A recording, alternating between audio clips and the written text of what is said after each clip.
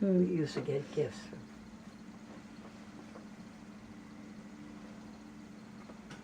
Probably a gift. Yeah. I know I didn't buy it. So what's your favorite island in the Caribbean? I never think of it as favorite. All right. But You went to Trinidad and Tobago. I've never been there. What's that like? Do you remember? yeah. Okay, that goes way back. Trinidad is a big commercial island. Really? Yeah. In comparison to the other islands around. And a lot of commercial things going on. Built up commercially. Not like Tobago, it's entirely different. And at that time, in the 20s, there were there's Chinese in Trinidad is a real mixture.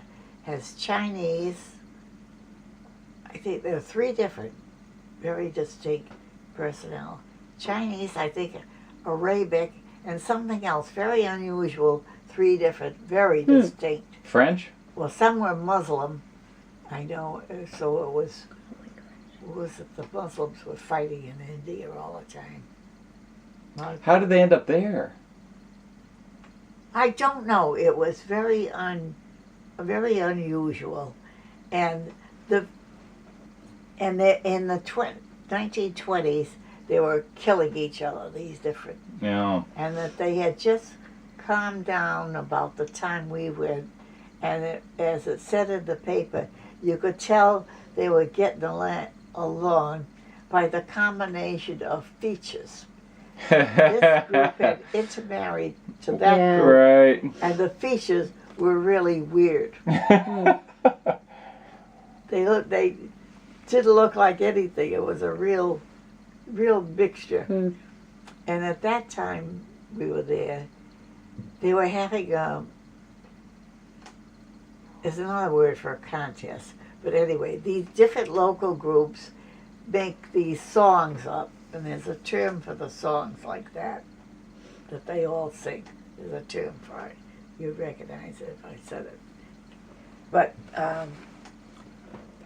so these neighborhood groups get together and they make up these words, 4-line sentence to these songs.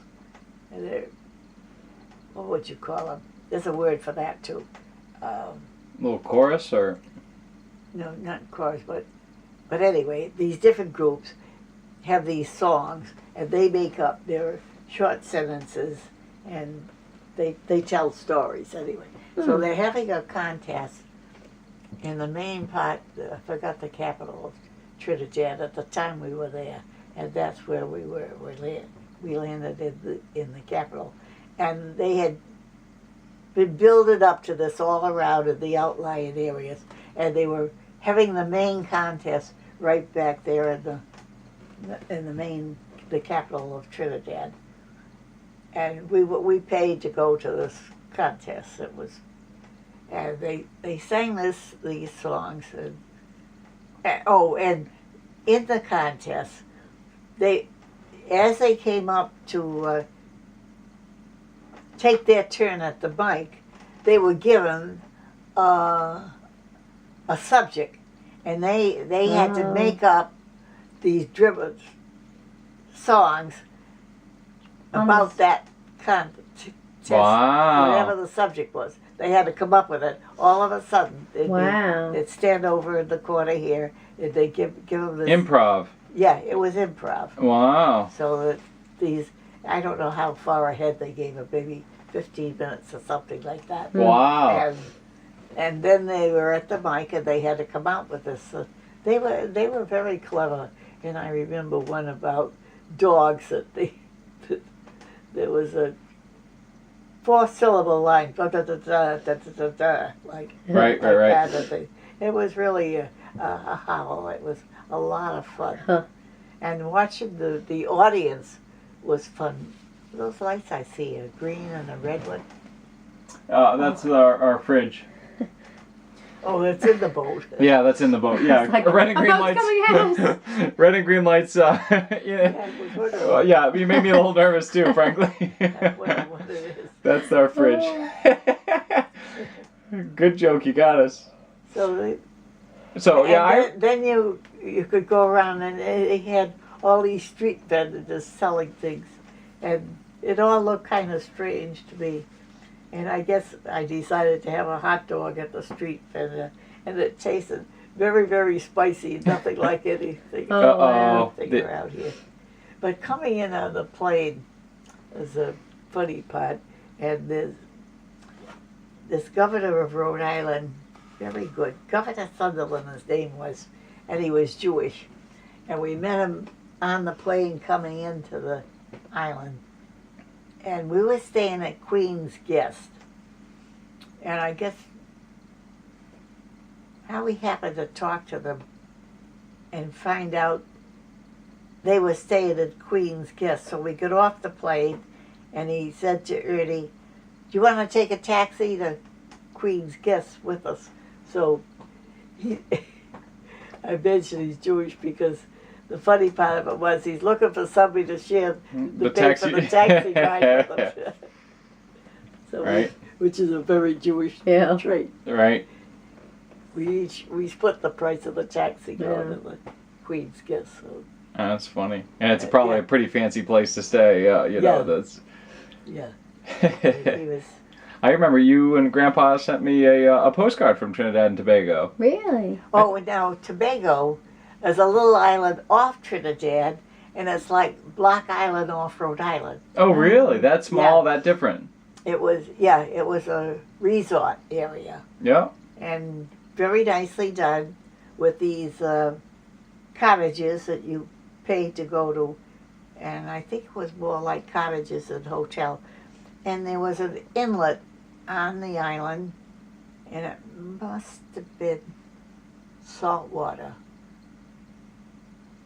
Yeah, it was salt water, and it was called Buku Reef, and it was famous. I've heard that, yeah. All the way to Europe, people came to see Buku Reef, and it was tidal, and you could only go in at low tide because you couldn't go at low tide because it wasn't high enough. You'd be hitting all the coral and everything. Right. So you had to wait for high tide, and so you could swim in with your sneakers and not bump yourself all over with the coral. Right.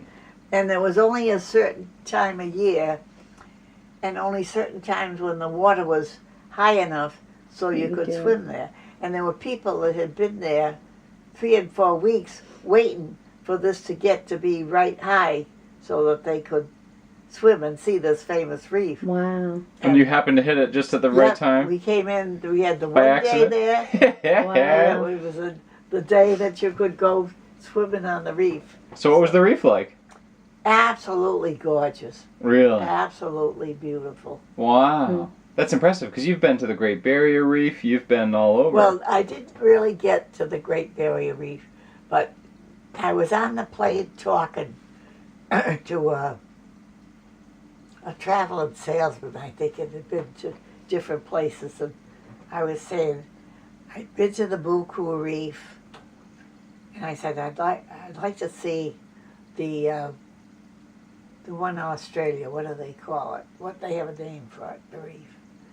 But anyway, I'd like to see, I wonder which one is the best. So Buku was pretty. And then we were going cruising down the islands with Ken and Ruth, and we were going, I forgot which islands we were going to, but anyway, we talked them into going.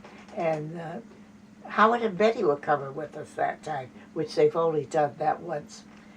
And I was telling them, oh, you've got to see the Buku Reef. We got to. The boat was stopping at that island. So I said, we got to go see the Buku Reef.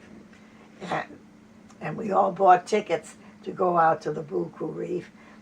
And we got on the boat to go out there. And it wasn't very crowded. And I didn't think about it, why it's that crowded or anything. But I'm talking them to this reef. And we got out there. There was just a sand